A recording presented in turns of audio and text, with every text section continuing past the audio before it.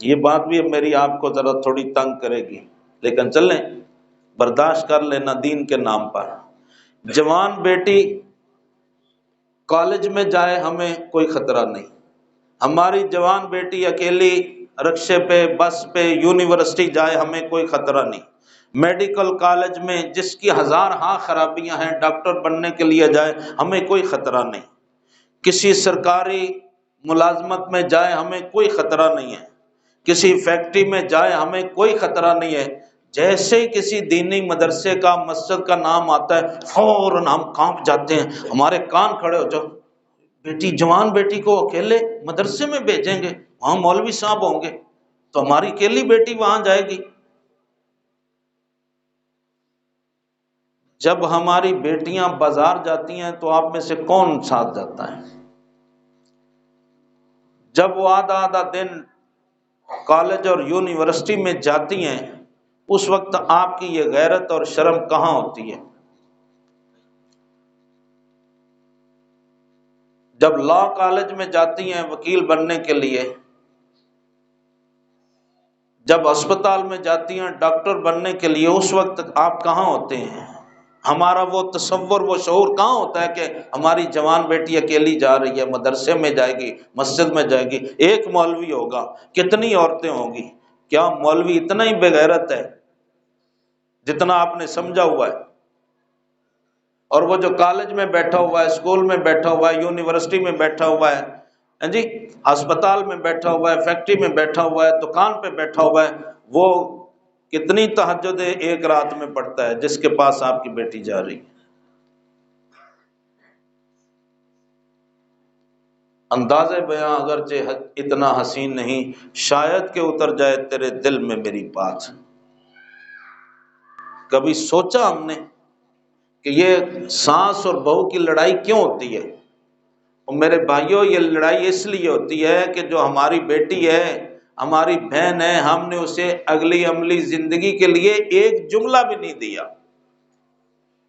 بس ہمیں ان سے سکول پڑھا رہے ہیں، جی کیا کریں مجبوری ہے، کالج پڑھا رہے ہیں، یونیورسٹی پڑھا رہے ہیں، ایم فل کرا رہے ہیں، پی ایچ ڈی کرا رہے ہیں، فلاں کورس ہو رہا ہے، فلاں ڈگریاں آ رہی ہیں۔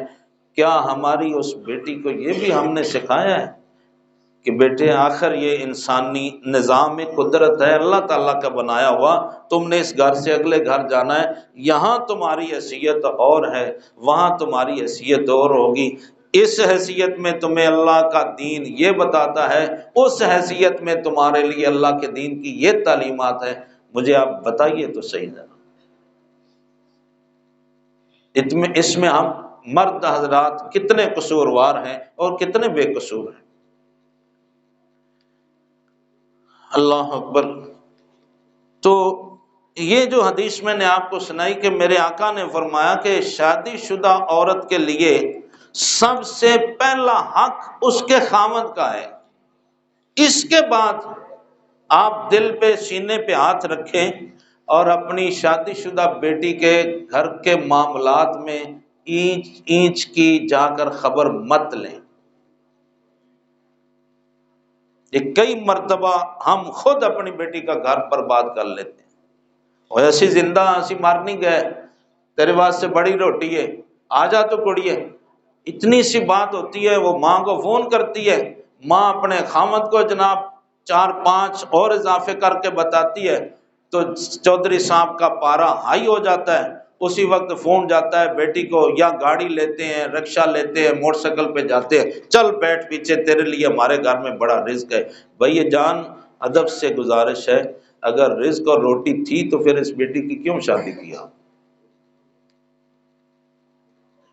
کیا اس وقت آپ کے پاس، آپ کے ذہن میں یہ نہیں تھا کہ میں بیٹی کو شادی کر کے آگے بھیج رہا ہوں، میرے گھر میں تو بڑی دولت ہے، میرے گھر میں تو بڑی روٹیاں ہیں، اس کے لیے بڑا کپڑا ہے، اس کو میں ایک الگ مکان دے دوں گا؟